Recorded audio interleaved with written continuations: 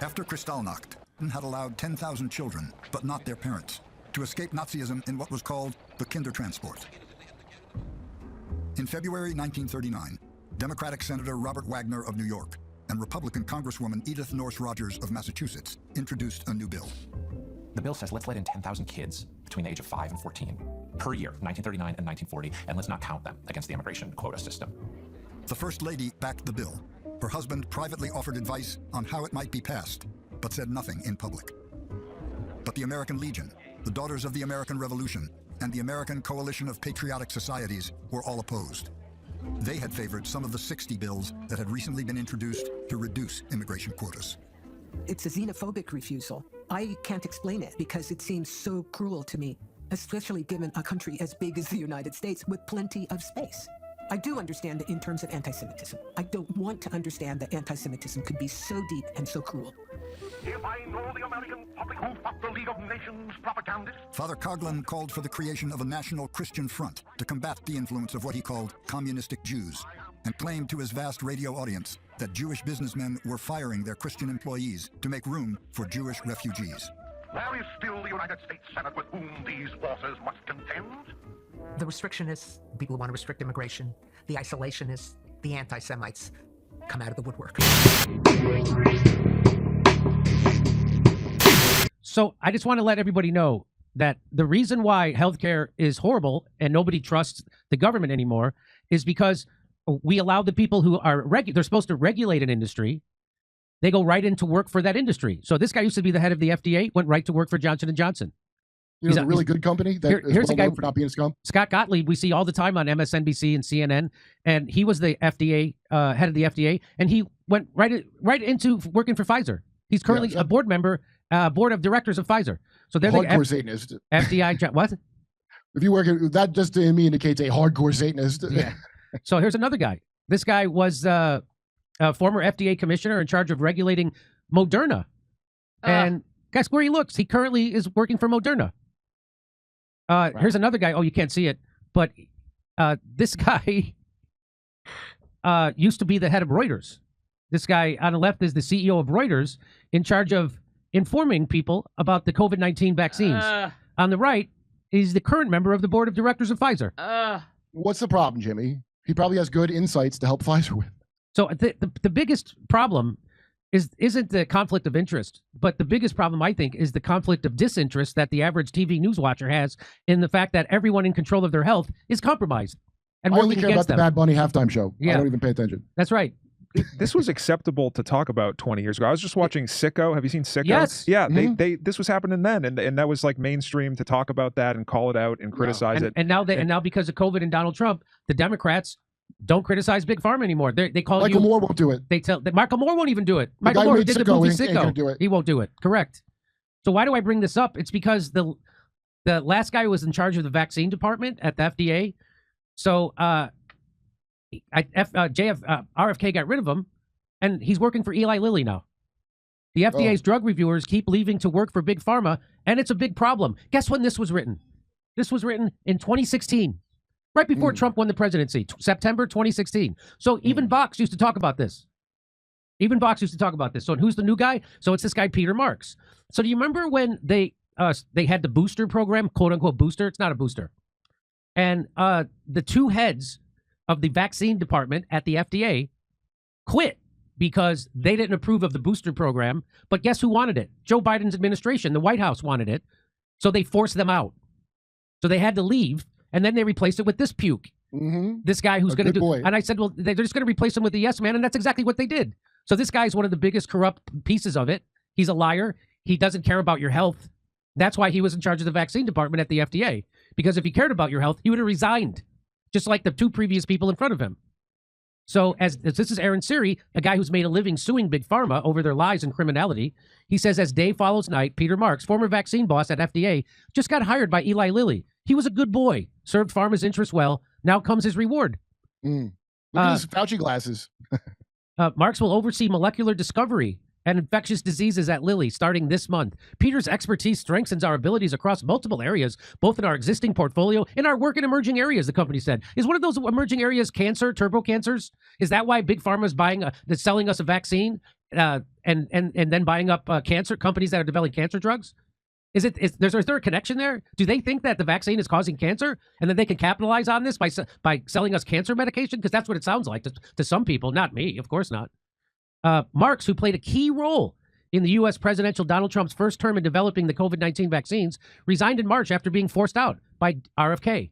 Shares of U.S. drug makers fell when reports on Mark's ouster from the FDA first came out. Isn't that weird? That the stock prices of Big Pharma fell when that guy left the FDA? Why would that be? Oh, because he was doing the bidding of the drug makers and Big Pharma. That's why. As director, and nobody cares about this. Nobody cares about. This is the thing that I can't. Bad Bunny. That's all I care about. All they care about is Bad Bunny. A director of the FDA Center for Biological Evaluation and Research, Marks had publicly supported programs that expedited the development of rare disease treatments and gene therapies through his tenure. Oh, really? I bet he did.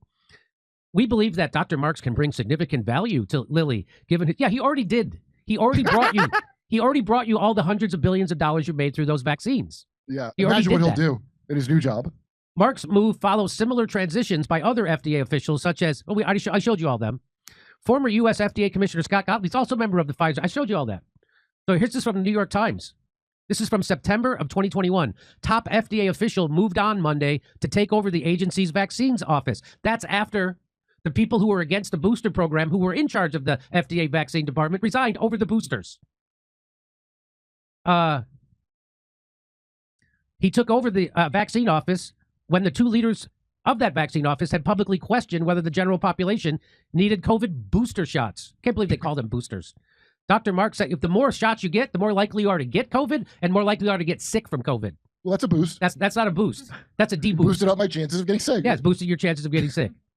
Dr. Mark said in an email to staff that the move, which makes him acting director of the office, would allow the two, Marion Gruber, the director of the vaccines office, and Dr. Philip Cross, her deputy, to take care of closeout activities prior to departing to help assure a smooth. So he got rid of the people who had integrity, and they put in a puke like Peter Marks. Just like every job in America. Just like every job. Just like every job. How many people have been to Epstein Island? That's my question. Anyway. That's none of your business, Jimmy. Dr. Gruber recently announced plans to retire at the end of October, and Dr. Krausen both have evaluated vaccines for decades, and the agency's Office of Vaccine Research and Review, and were said to have been upset at the Biden administration's announcement last month that booster shots would be available to most adults. So they left. And so what do they... So, Jesse Goodman, a former chief scientist at the FDA, said that Dr. Mark's decision to take over the vaccine office at the FDA was extremely unusual and concerning. Yeah, because it's all corrupt, that they're a criminal cartel. Big Pharma is a criminal cartel, and the FDA, the CDC, the NIH, the NIAID, they're all criminal cartels. And now there's a guy in there named RFK who's actually doing something about it. And still, people, Democrats and lefties, have nothing but disdain for him. There's finally somebody who Big Pharma is afraid of, and fucking morons still criticize him and take cheap shots at him. What else would you do? What else are you going to do? Because you didn't stand up for COVID, for workers or anybody. He said that the FDA needed to offer a clear explanation or else it could erode trust in the agency. Erode trust.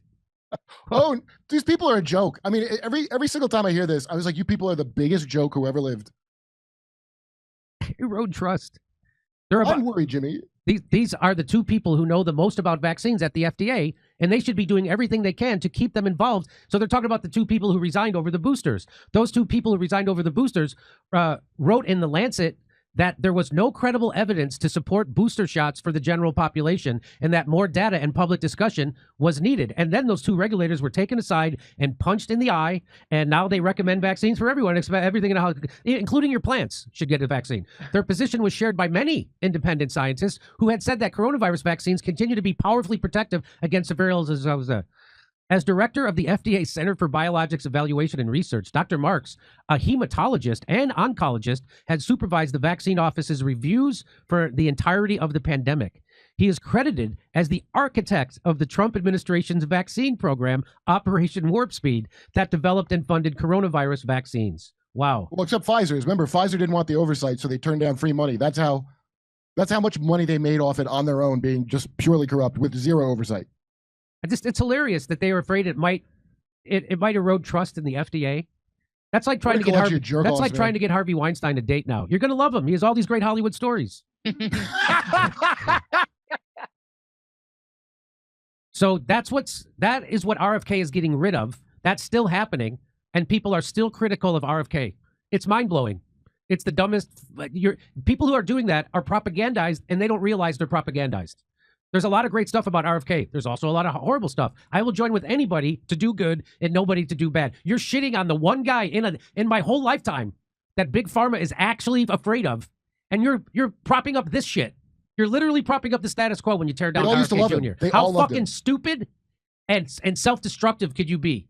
People with kids, and they're giving them the bullshit vaccines left and right, are still critical of RFK. Hey, why don't you go see a movie called An Inconvenient Study? And then if you're still critical of RFK after that, then you're just a fucking moron. I mean, they are morons. And also, they're trained to be submissive to power, and they're trained to suck up the power. And in the head of someone that went along with this, that's the advantage they're giving their kids, training them to always trust the power structure. That's how you get the best outcome in life. Just check in with the man on the TV once a week. See what the man on the TV says. They're not going to trust their own. Like, they're not going to look into it and do research. The most of them can't fucking read. So what they're going to do is, where do I want to land? I've heard this quote from an idiot before. Where do you want to land? You want to be with the cool people or the not good lunch table? And whatever your perception is, that's where you go. And that's what most of LA is. Certainly every fucking Democrat I know, anybody who's still a Democrat at this point, we're claiming a party. Like, the only people I see losing faith are MAGA people. There's only people I see losing faith in the thing. That's right. As you should. When did that start, though? Because Democrats did used to question this stuff, like when Sicko came out. When did it end? I feel like it started Obama with is when it ended. I feel like it started with Trump because Trump positioned himself as like an anti-establishment person. So then every Democrat seemed to be like, oh, we have to trust every aspect that's exactly of right. establishment. It's Trump. And they were smart enough to marry vaccine hesitancy around COVID to Trump. Somehow, even though Trump wasn't vaccinated, he wanted everybody to get the vaccine, still wants credit for Operation Warp Speed. But they were able to make you think that if you oppose the COVID vaccine, you are a Trumper, and you are supporting Trump. It was a magic trick. They pulled it off. And you just need an idiotic, smug, fucking just ignorant population of people who are living okay, even though everybody else ain't living okay, and you can pull it off. And if you want to hear my jokes about this, I'll see you in Irvine, California, Australia, Burbank, California, Pottstown, Pennsylvania, and January 11th, we're going to be in Waikiki at the Blue Note. It's a beautiful place. Go to jimmydore.com for a link for tickets. Over to Steph. Okay, just got a text from a friend, and I've had this friend. We've been friends over 30 years. Oh boy! And she always sends me family photos and such, and then she gives a description about what's going on. And one of the photos, it's random. They're at CVS. Oh no! Getting a booster? Yeah. Smart. People refuse to get informed. I mean, I could show them this video, and where you're showing that, hey, they worked for the government, they provided this. They were regulating Big Pharma, and now they're working for Big Pharma. Now, I don't understand how that happens, that there's nothing in their contract with the United States that says you cannot have this revolving door for 10 years. You cannot go in the industry. Steph, they won't even stop. They won't even stop Congress from doing insider fucking trading. Oh, exactly. We run by criminals. We don't live in a democracy. We live in an oligarchy run by criminals. I mean, everybody knows how Nancy Pelosi is so loaded. Everybody knows insider trading. Look, I get my news from Jimmy Kimmel, so all I know is and most people don't remember the Daily Show was how stupid liberals got their news instead of news. Yes. For a while, that's how I did when I was younger, when I lived in New York. Now it is degraded to you get your news from Jimmy Kimmel. So as soon as they said don't do your own research, and most of the illiterates who live here were like, great, I wasn't going to, so now I'm good finally for not doing research. Finally, I'm the good one. That's most of the fucking jerk-offs. And the crime is so big, they could never... Your boy John Jacob Jingleheimer Schmidt with his dumb fucking book. Arguably, it saved lives. No, not only did it not, it didn't even prevent COVID. It not only didn't save lives, it didn't prevent COVID, and in fact, harm people. Never going to look into it. Why? Because he'd be as bad as the fascist if he looked into it and found out what he was part of. They all don't want to know. They all don't want to know, and they can't accept it because they judge you so hard if they think you're a fascist. How could they ever be honest about themselves? Well, and then it hurts my brain. I had lunch with another friend, and she was talking about how great Jimmy Kimmel is and what he's really gone through. And I'm like, you mean the guy who's denying health care to people because they didn't take a shot? That's the kind of person. What about you skated on two black faces that we have on tape? Yeah, the Man Show is. I always hated that show, by the way. Never enjoyed the Man Show ever. You didn't like the Juggies? No, what the fuck? It was like, first of all, I used to call it the White Man Show because it was like some weird men with a Fez beer club and some white shit. But also, I didn't like any of that shit. I don't care about girls on trampolines. What are you, stupid? Listen, either take it off or don't. I don't like his bullshit Hooters, like mid-level. It's just despicable. It's just like the most mediocre. It takes years of that to get this stupid. Thank you. I always appreciate your point of view. Monk Mine 720. Trump has now absolutely proven America is dead. The dream is over. I voted for Trump, but it was a mistake. There are no honest presidents in our immediate future. As short as it will be. Wow, Monk Mind. Heavy stuff. You don't gotta believe in Rastafarianism, but it ain't stupid. It's about rejecting Babylon, oppression, seeing Haile Selassie as Jah, living natural, a tall, That's the dumb part. dreadlocks, That's the ganja. stupid part. I agree with everything except that Haile Selassie is Jah. That's the dumb part right there. You took some guy and made him God. That's very stupid. Especially his even own know people that. didn't like him. So that's how I know he wasn't, God. And also additionally honoring Africa. And that's from Earl. Thank you, Earl. Africa didn't honor you, motherfucker. They sold the. What do you think, dude? What's her name's joke's the best? You never heard any rescue missions? No. No, Africa's a continent. It's not. It's not one thing. It's a bunch of different countries. They fight each other all the time. Right. Much the way Native Americans were not one thing. Bunch of different nations. Jumex versus Juvent heard at the Supreme Burrito Court. Savage. A Semitic, someone who writes from right to left. Savage. That guy Matt, we had a good run in America, but we're screwed. I can't believe it's not Epstein. Savage. The Dukes of Epstein. Where art thou? Savage. Trump is clearly being passive aggressive to Adelson by admitting her and her husband's influence on him. Yes. Rorschach. He doesn't want to be killed. At the end of the day, he don't want to be killed. And he says I like how Trump goes, he's an aggressive guy. Isn't that another way of saying he's a pushy Jew? That's what that sounds like to me. Yeah, he's an aggressive fella. Being anti-Semitic is protected free speech. Savage. Well, I'm not anti-Semitic. I'm anti-Zionist. Aid and comfort. That's right. Aid and comfort to a foreign power. U.S. officials fund Israeli civilian strikes and an eighth front info war on our soil. Invoke Article 3 and FARA. Suspend aid. Open investigations. America first. Our lives. Our laws. Why do they push back against saying, oh, look at that. Nice. Thank you for the donation. Why do they push back against Trump, against people saying that the Jews killed Jesus? Because if Jesus wasn't killed or crucified, then we couldn't go to heaven according to Christian dogma. Well, there's a bunch of Christians that aren't Christians, but they are into tradition and heritage and racism and shit, that they don't understand the point of Jesus coming here was to die for your sins, not to live and rule and some grail shit and Dan Brown bullshit. That's not what the point of Jesus, if you want to believe in it. I'm not telling you what you got to believe, but the lore is he came here to die. Morty Duke. It's really a stupid way of saying, like, current rabbinical Judaism, which comes out of the Pharisee movement. There's Pharisees and Sadducees. If you want to blame it on them, go ahead. But if Jesus didn't die for your sins, you wouldn't be saved. So I would be a little bit thankful. You don't have to say Judas is good, but you could admit that's how the thing was supposed to go down and maybe not hold it against other people. Thank you. What I want to know is how many anti-Semites it takes to screw in a light bulb. Morty Duke. Okay. All right. How much